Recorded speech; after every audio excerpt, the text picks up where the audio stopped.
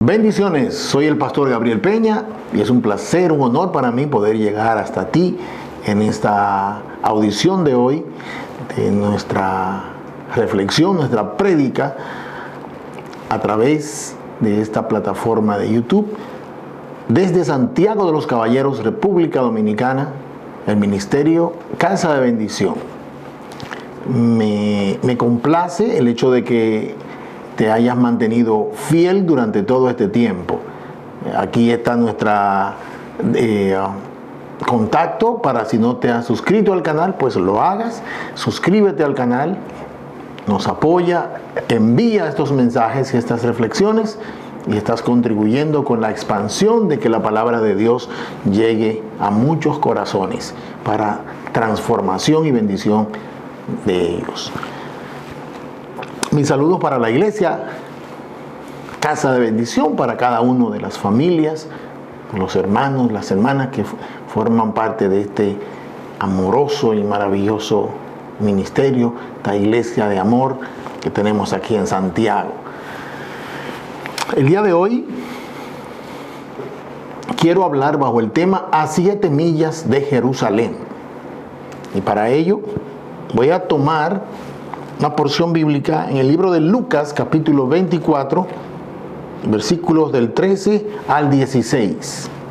Dice la palabra: 2 de ellos iban el mismo día a una aldea llamada Emaús, que estaba a 60 estadios de Jerusalén.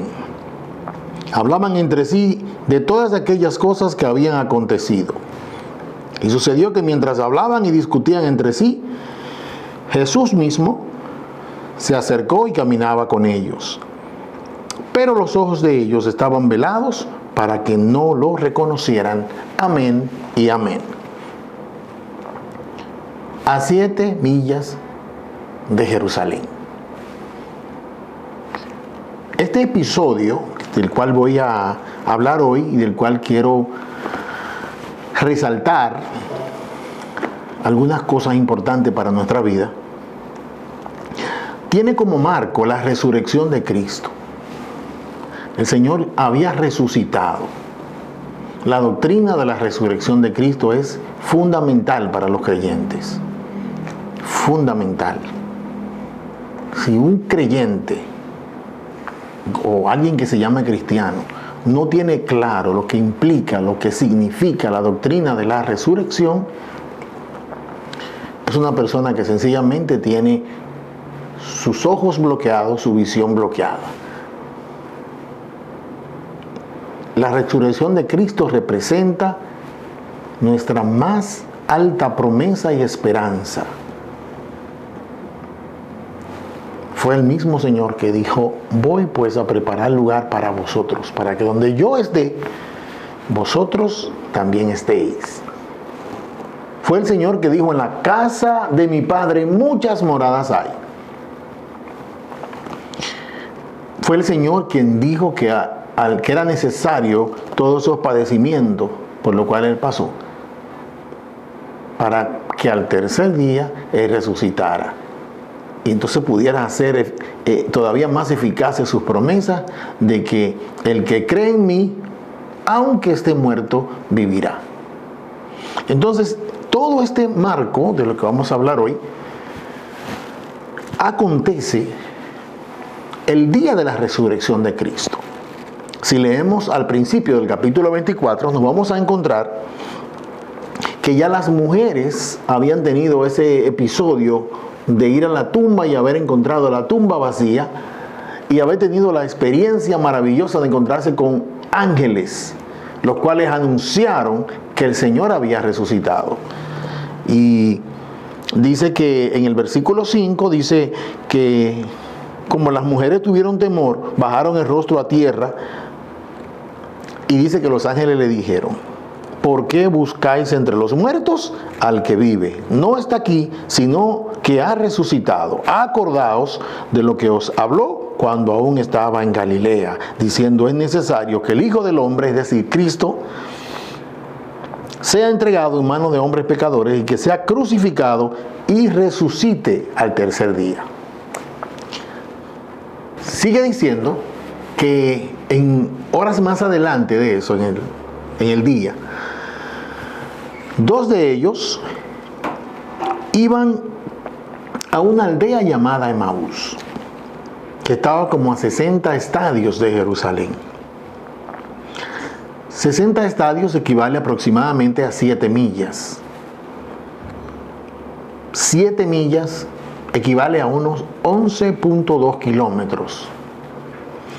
Y hay una distancia entre el objetivo donde ellos iban y donde ellos se encontraban cuando Jesús se le aparece. Dice que mientras ellos hablaban y discutían entre sí, Jesús mismo se le acercó y caminaba con ellos, pero los ojos de ellos estaban velados para que no lo reconocieran. A 7 millas de Jerusalén, los ojos estaban velados. A 7 millas de su destino, los ojos estaban velados. Una palabra muy significativa, una frase muy llena de significado. Sin embargo, voy a tratar de irme por el lado más práctico. Dice que se le aparece el Señor resucitado a sus discípulos. Sus discípulos no lo reconocen. Y comienza una plática de ellos con el Señor. Comienza esta plática. Ellos, dice la Biblia que ellos, cuando el Señor se le aparece, le dice a ellos: ¿y qué plática es esta que tienen entre ustedes mientras caminan? ¿Por qué están tristes? Respondiendo uno de ellos, que se llamaba Cleofas, le dijo: ¿y tú eres el único forastero en Jerusalén que no ha sabido las cosas que en ella han acontecido en estos días? Entonces le preguntó: ¿qué cosas? Ellos le dijeron, le comenzaron a hablar acerca del mismo Señor. Comenzaron a hablar de Jesús de Nazaret, Jesús el Nazareno, que fue un varón profeta, poderoso en obra, en palabra delante de Dios. Me llama mucho la atención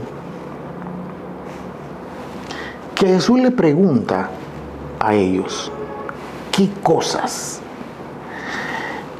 ¿No sabía el Señor lo que había acontecido, si Él era el protagonista de este evento? ¿Por qué le pregunta el Señor qué cosas? Fíjate, es necesario que cada uno de nosotros tenga una visión clara de quién es Dios, de quién es Jesús, y sobre todo quién o qué representa Jesús resucitado. Una cosa es conocer a Jesús histórico y otra cosa es conocer a Jesús resucitado. Aunque no voy a profundizar en esta parte de hablar de Jesús resucitado, sí quiero, como les dije al principio, traer a colación algunas cosas importantes con respecto a la enseñanza de ese Jesús después de haber resucitado. El hecho de que la Biblia diga que ellos tenían los ojos velados significa que ellos tenían una visión muy restringida y muy limitada de la visión del Mesías. Era sabido por todos que ese Mesías que había de venir iba a transformarlo todo, iba a traer cambios. La llegada de ese Mesías iba a convulsionar todo, pero lo iba a hacer para bien, en el sentido de que la llegada de ese Mesías iba a producir transformaciones en la gente, hasta el punto que si nosotros miramos lo que pasó en el Calvario, dice que resucitaron muertos, dice que se rompieron, rocas grandes se rompieron, y dice que el velo del templo a la muerte de Cristo se rasgó en dos. Y eso tiene un gran significado. El hecho de que los muertos, o de que muertos hayan resucitado cuando Jesús muere, significa que la vida, cuando la vida entra a la tierra, cuando la vida que es Jesús. Cuando la vida entra, lo que estaba muerto entonces vive. Era como un preludio a lo que es la resurrección para vida eterna. El hecho de que se rompieran grandes rocas, y la Biblia lo registra, no es meramente dar el dato de que hubo un gran terremoto. Eso tiene que ver con la rotura, el quiebre de doctrinas de hombres que por tantos años tuvieron velada la mente y el corazón de los hombres. Y eso lo confirma que el velo del templo se rompe en dos. Es decir, el mismo Señor explica que su cuerpo, su sacrificio, abre la oportunidad, la accesibilidad, sin rituales, al Padre. Ahora usted y yo, donde quiera que estemos, con cerrar nuestros ojos y elevar nuestro corazón y nuestra mirada al cielo, estamos en conexión con nuestro Padre. No hay que hacer un curso para eso. Donde quiera que tú estés ahora, cuando tú cierras tus ojos, cuando tú oras, cuando tú tocas, la Biblia dice que se te abrirá. Cuando tú llamas, la Biblia dice que se te responderá. Ya tú no tienes que hacer todos esos sacrificios que implicaban accesar a la presencia misma del Padre, accesar al lugar santísimo. El velo del templo se rompe en dos, queriendo decir ahora hay una apertura al lugar santísimo de todo aquel que invoque a Dios y que todo aquel que busque su rostro. Estos hombres, estos discípulos camino a Emaús, tenían un conocimiento histórico de todo eso. Sin embargo, no tenían clara todo este asunto de esta visión del Mesías resucitado. Es increíble cómo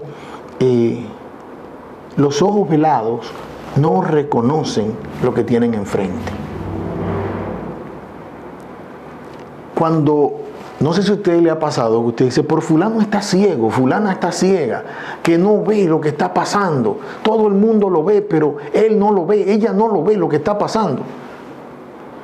Haciendo alusión a algo muy evidente y que solamente esa persona que está siendo afectada no lo ve. Y dice la gente, esa mujer lo tiene ciego, ese hombre lo tiene ciego a esa mujer. Haciendo alusión a que todo eso, todo el mundo lo sabe, todo el mundo lo conoce, pero no lo ve. Un padre cuando no quiere ver en lo que anda su hijo. Todo el mundo le está diciendo, mira, tu hijo está en esto, tu hijo está en aquello, pero el padre no lo quiere ver así, lo quiere ver desde su perspectiva. El problema con las cosas de Dios es que las cosas de Dios las ha revelado para que la miremos desde donde Dios quiere que la veamos. Nosotros a veces somos los que queremos buscar ángulos de Dios desde donde no lo podemos comprender. Tú y yo tenemos que ver a Dios como Dios se ha revelado. Y en ese sentido, vuelvo y te digo, una visión velada, una visión restringida, que no reconoce lo que tiene en el frente. ¿Cuántas veces la bendición ha estado a nuestro alrededor, a nuestro lado, y nosotros no la miramos? ¿Sabe por qué? Porque nuestros ojos están velados. Hay gente que Dios lo ha premiado con muy buenos amigos. ¿Y sabe algo? A veces no se valoran los amigos. Hay gente a quien Dios le ha premiado con tremenda gente a su alrededor, en todos los sentidos. Y hay gente que sencillamente no miran la bendición que está a su alrededor. Eso le pasaba a ellos. El mismo Jesús resucitado, a quien ellos habían oído tantas veces predicar, a quien ellos habían visto tantas veces hacer milagros, estaba hablando con ellos y ellos no les reconocían. Hay muchas cosas que nosotros podríamos decir que por qué ellos no reconocían a Jesús. Y una de ellas, de manera muy particular y personal, que yo entiendo que pasó, es que muchas veces las circunstancias del presente no nos permiten ver las cosas reales. Cuando una persona está pasando por mucho sufrimiento, es muy difícil que vea las cosas como son. Cuando una persona está pasando por un momento de grandes crisis económicas, emocionales, espirituales, su visión está borrosa. Esos mismos discípulos posiblemente vieron la cara y el rostro de su Mesías crucificado en una cruz, con un cuerpo despedazado por el castigo romano antes de ser crucificado. Quizás esas escenas horrorosas que ellos vieron no le permitían a ellos poder entender que quien estaba a su lado, con un rostro glorioso, con un rostro totalmente diferente al que ellos vieron en la cruz, eso hacía que ellos sencillamente no pudieran entender esto. Yo no sé si con tu vida quizás esté pasando eso, que los problemas, que las vicisitudes, que las circunstancias difíciles por las que tenemos que atravesar no nos permitan mirar que Dios está a nuestro lado. La visión obstruida no es buena. Dios quiere que nosotros caminemos con una visión diáfana, clara. Si es necesario que Dios tenga que trabajar con nuestra visión, como en el caso nuestro, que tengo unos anteojos para poder ver bien. Mi Dios es capaz, tu Dios es capaz de ponerle a tu vista anteojos espirituales para que veamos las cosas como Él quiere que las veamos. Hay 3 cosas que pasaron camino a Emaús, a 7 millas de Jerusalén. Número 1, los ojos de ellos fueron abiertos. ¿Qué significa que los ojos fueron abiertos? Bueno, que a partir de que ellos reconocen, después de ese diálogo con Jesús, ellos reconocen quién era.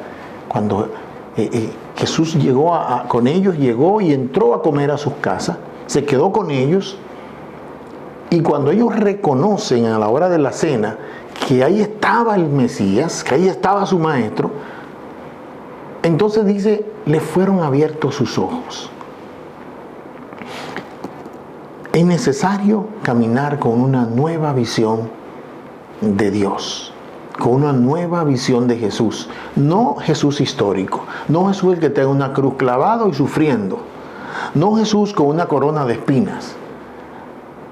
La visión de un Jesús resucitado que está sentado a la diestra de Dios Padre, de un Jesús que ahora aboga por ti y por mí ante la presencia de nuestro Padre Celestial, y de un Jesús que viene a buscar su iglesia. De un Jesús que así como prometió que iba a resucitar al tercer día y resucitó, también prometió, he aquí, yo vuelvo pronto y mi galardón conmigo. La segunda cosa que está en el versículo 32, aquí mismo del capítulo 24, nos dice la Escritura, y se decían el uno al otro, ¿no ardía nuestro corazón en nosotros mientras nos hablaba en el camino y cuando nos abría las Escrituras? Y aquí está la segunda cosa. Del camino de Emaús entendemos que la Escritura revelada debe ser un parámetro para nuestras vidas. ¿A qué llamo yo la Escritura revelada? Jesús le reveló la Escritura, dice que le abrió las Escrituras, y esa palabra que usa para abrir las Escrituras es muy interesante, porque no se trata de que él estaba enseñando las Escrituras, más bien hace alusión ese verso a que él le abrió el entendimiento para que pudieran comprender. Les mostró con claridad el verdadero significado de todas esas cosas que el Señor habló con ellos en el camino. Hay personas que leen la Biblia. Los políticos, muchos se saben la Biblia de memoria, más que muchos cristianos. Mucha gente tiene la habilidad de decir en la Biblia, eso está en el capítulo 4, versículo 3 del tal libro. En el capítulo 5 de tal. Impresionante, mucha gente así.